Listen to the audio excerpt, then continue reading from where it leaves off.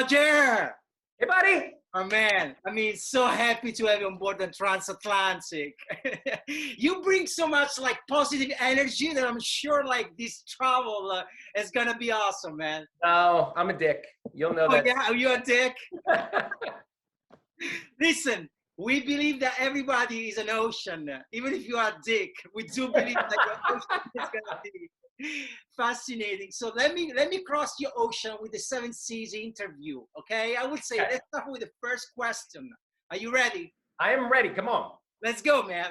Okay, here are some words from like Paul Auster, which is one of my favorite writers, that redefine the transatlantic voyage and the whole concept of traveling.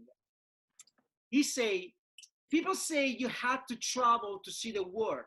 Sometimes I think that if you just stay in one place and keep your eyes open, you are going to see just about all that you can handle. Now, you've been in San Francisco for quite some time.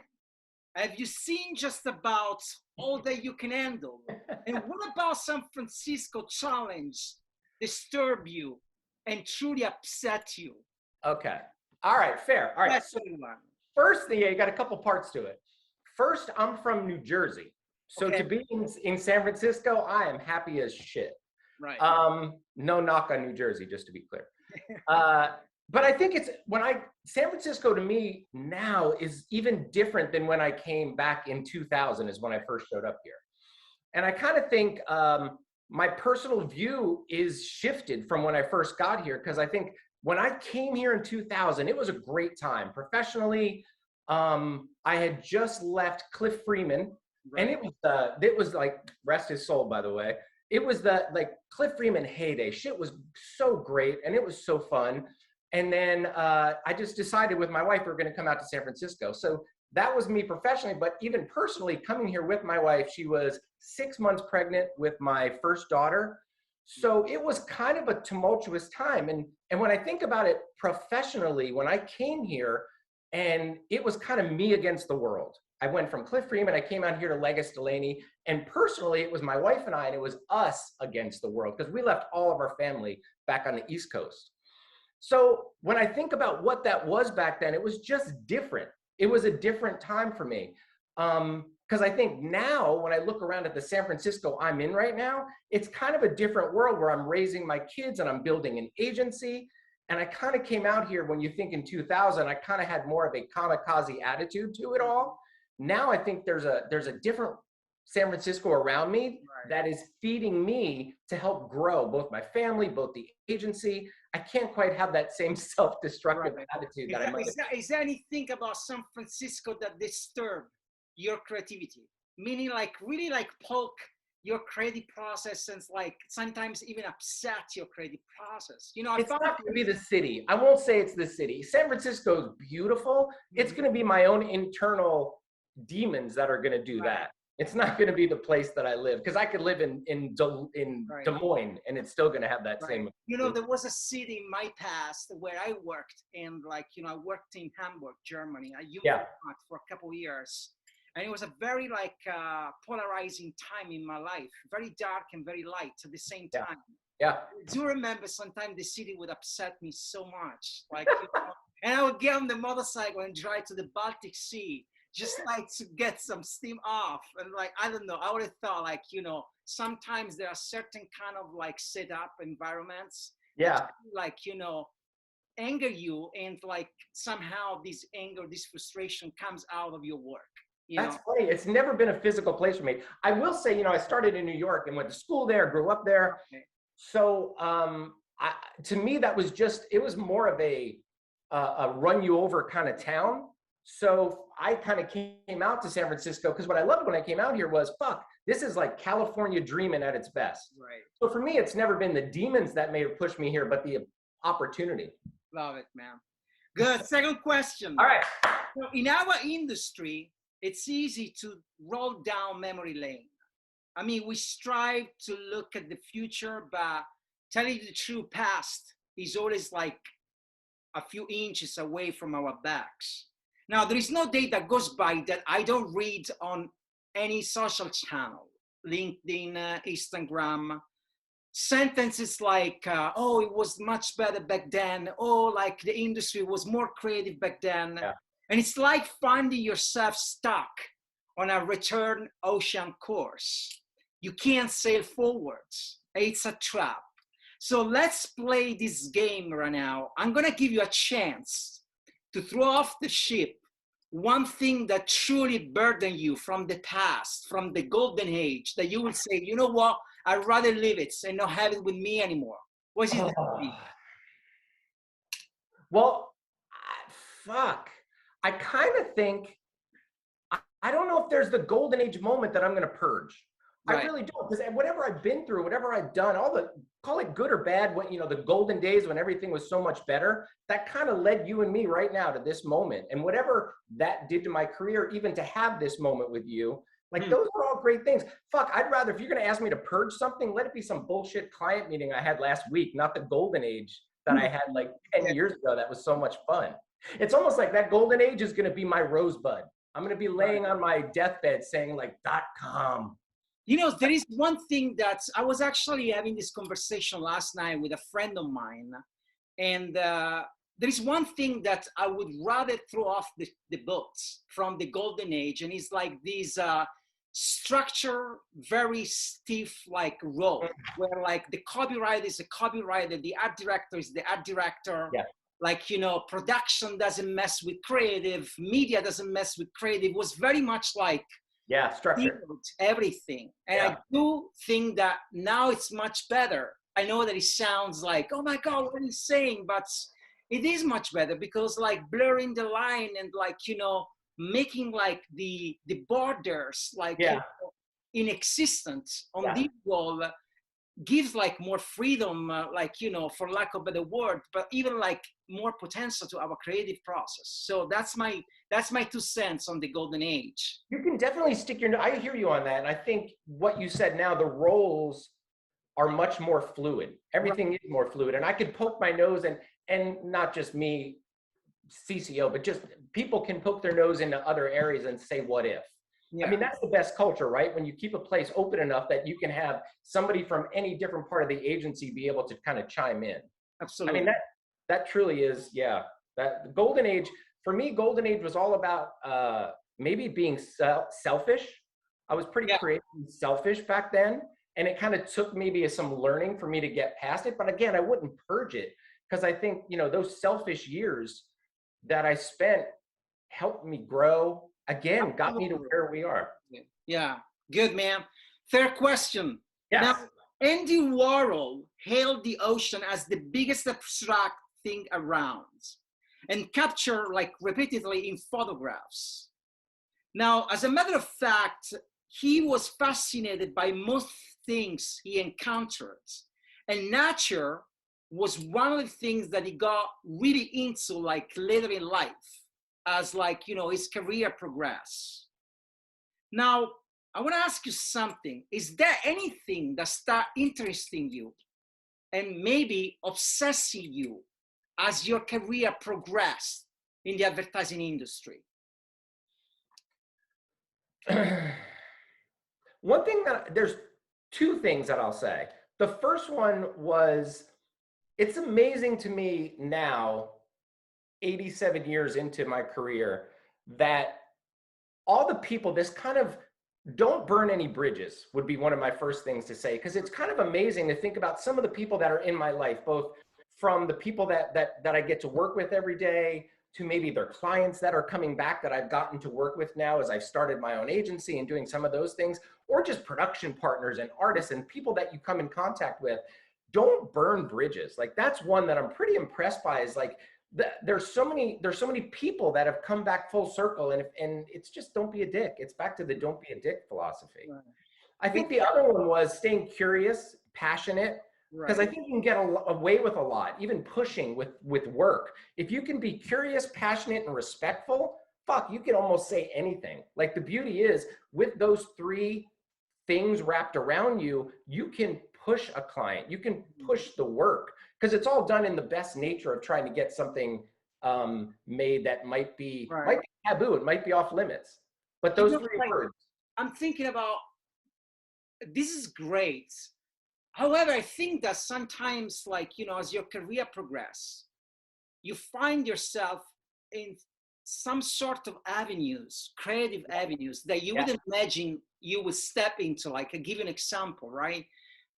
In the past year, probably the past couple of years, I got really obsessed with macro photography. Mm-hmm. Now, if you were to ask me 15 years ago, do you like, are you obsessed with macro photography? I would have said, no, no way, man. It's like, I don't. But somehow I found myself as my career progressed into this avenue.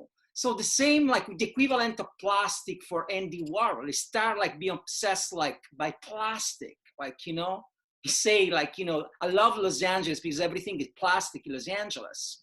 But then like he really shifted 360 degrees from plastic, it got into nature. Yeah. As career progressed. Is there anything of the sort that happened to you? I mean, what you're talking about is curiosity. Is like once you've conquered or understand the way something works, like fuck, if I solve a Rubik's Cube, I'm kind of done solving the Rubik's Cube. I'm gonna go do a different kind of puzzle. Right. And for me, I would say part of that curve for me was like, we start out in advertising and I could make, back in the day, I wanted to make a great ad. Right. Fuck, all right, I did that. Now, you know what? I got a little older. I'm going to put myself into a new challenge. I'm going to make a great campaign. Got it, done, check. Now I'm going to step up the next time and say like, all right, I'm CDing something. I'm going to make a client great. And now when you look at career and how it's kind of progressed, now I have an agency where I want to make all the clients great, and I want a great culture, and I want to build new business, like all those things. It's just a new challenge. But at the heart of all of that is just the curiosity to kind of like solve it. Give me something new to solve. Yeah, it's awesome, dude. Good. For question. All right. On August 1st, 2017, an article appeared on the New Yorker, and it was written by Patti Smith to remember Sam Shepard. The two of them went a long way back to the good old days of the Chelsea Hotel.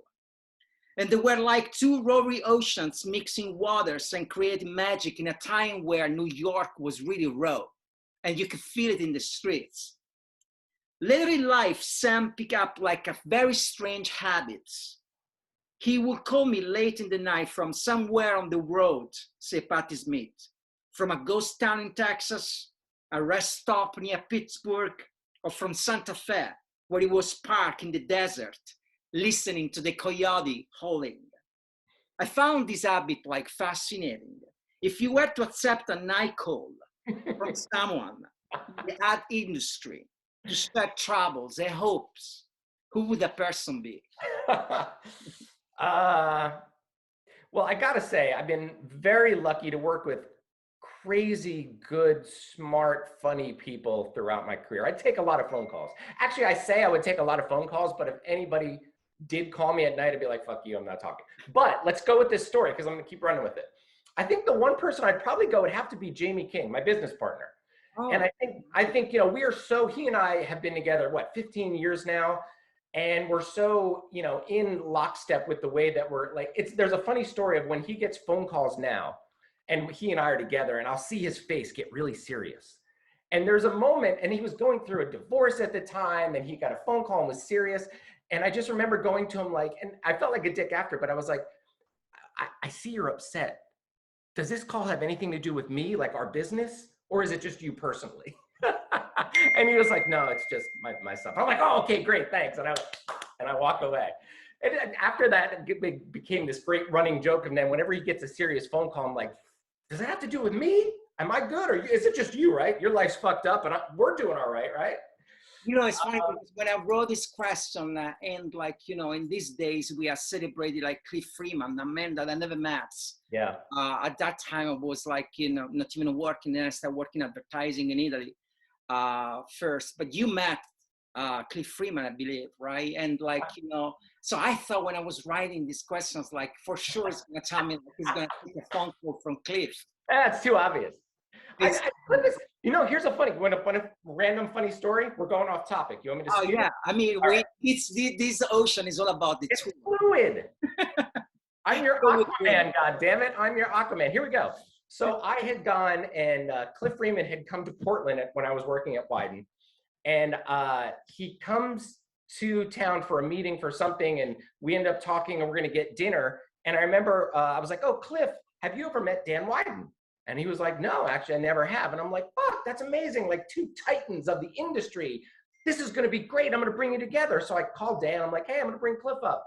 And he was like, all right, bring him by. And I'm just bringing him up there like a happy, giddy kid. And I'm like, Cliff, Dan, Cliff. And I'm thinking it's going to be just a love fest.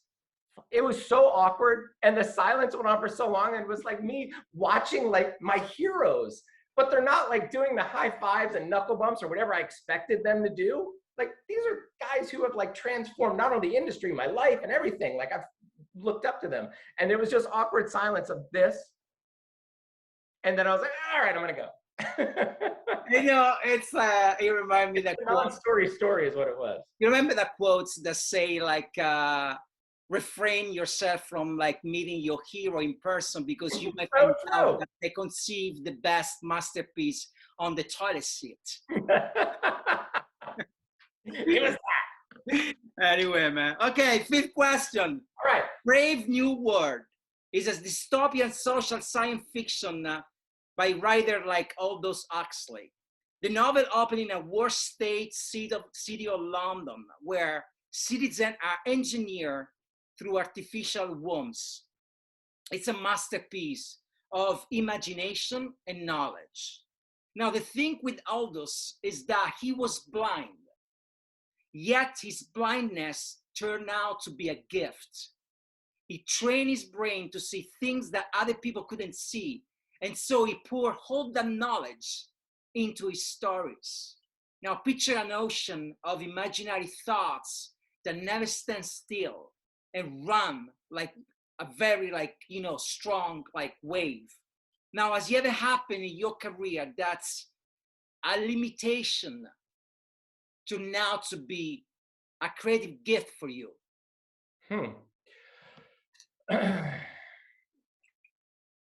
Before, I would say one of the biggest turning points, which led me to the career that I have taken, was I was a fat kid in 3rd grade in New Jersey. And there was a moment where I'm getting picked on. I'm the fat kid, and there's all fat jokes, and there's all of that. And I remember at some point we had a class party, and they were all whatever. Put on the Another One Bites the Dust came on the radio, and I started doing some kind of stupid fucking dance, whatever it was. And I remember the entire group went from laughing at me to laughing with me and started to dance behind me. And I remember the sense of control and power. I'm like, fucking A, I'm gonna play this role. I wanna make people laugh. I want them to laugh with me, not at me. And that became this like defense mechanism, which turned into a career. And to this day, I still think that's kind of what we do. Is I've learned to be funny as a way to kind of control what was a situation that was out of my hands. Something that was a hindrance. That's a beautiful answer, man. That's like awesome. I mean, I do believe that this story truly defines you, because you know what? I never met you, but I reached out to you. I've seen you through like the little window of like LinkedIn or like on your, you know, like company website, but your smile has a noise. It comes with a noise, even though it's a picture and it's static, has no noise. Somehow I could hear you smiling before I met you. And so, like a hyena? Yeah, it does. Like, so it's true, man. It's like that's such a great story. Go, 6th question, man. Hey. There's a quote from Leonard Cohen that stuck with me and got me thinking since the first time I read it. And it goes simply like this: if you don't become the ocean, you'll be seasick every day. Now, I am a fan of certain kind of quotes like this one, because they leave a lot of room for interpretation. They are like mute keyboard. You put the sound in it and you let them play the way you want it. After so many years in the advertising industry, have you become the ocean to not get seasick every day? In other words, has the industry forced you to change in order to survive? Yeah, absolutely. I think we have to. Everybody has. Right. We all have. I think when you look back at things that I've been taught along the way that are so, again, fundamental for me to understand then, but have brought me to apply it in all these different ways. I mean, even now when you start thinking about, I love stuff that doesn't make sense. I love telling stories. I love being random with certain things. So now even when I think about the way the industry has gone, I've got new channels and venues to go be that person. So I've got different channels of say, I'm going to be informative here, but you know what? Fuck, I get a whole channel on this side just to be stupid and make people laugh and get some awareness. Like, I think the fragmentation of how we can now tell stories allows me to be a little bit more pointed, right? Yep. So I think that's how I've changed, was learning how to kind of break things up to make them bite-sized, but also just figuring out how I can deploy stupid and smart at the same time. Yeah, I got like pair of lizard in my backyard that's called Charlie. I call it Charlie. And they're all like a family of lizard. Like, there are 4 of them. Okay. Who's your favorite? Yeah, well, I actually, like, we just repainted the house. So one of them got spray painted in white. Like, you didn't do that on purpose. White lizard, like, running around the backyard. But every time I look at them metaphorically, I do see, like, my career changing skin every day. It's an advertising in this industry forces you to do this, right? Yeah. Either it's reinventing yourself, either it's like picking up like a new habits or getting into something that you didn't know before. If you don't do that, you're truly like gonna get seasick, as like Leonard Cohen used to say. I agree. Anyway, man, this is the last question I'm gonna ask you. And it's a question we ask to all our guests. If there was a wind that blew your sail and you had to come up with a name, what would the name be? I'm going to name it Freddie Mercury, because he sang the song that the fat kid danced to that kind of turned everything around in his life. Another one, but the task. Oh, Freddie Mercury. It's like such a fascinating character. Oh my God, yes. Was amazing. Like, was a great character. And like, I wrote once like a narrative poem. It was a long poem about him and like the last days in like, his house was in Logan Square in London. And yeah, it's like such a great loss, but it's like also such a gift for us. Such a gift. I agree. Look, Roger, I mean, this was awesome. Very like intense. It kind of remind me like, when you cross the ocean and the sun is shining so brightly and you forgot the hats. So you just have to like, take this sun on you. I thank you so much for giving your time and like, wish you all the best to you and your company. Oh, nothing but love for you, buddy. Okay, man. Bye-bye.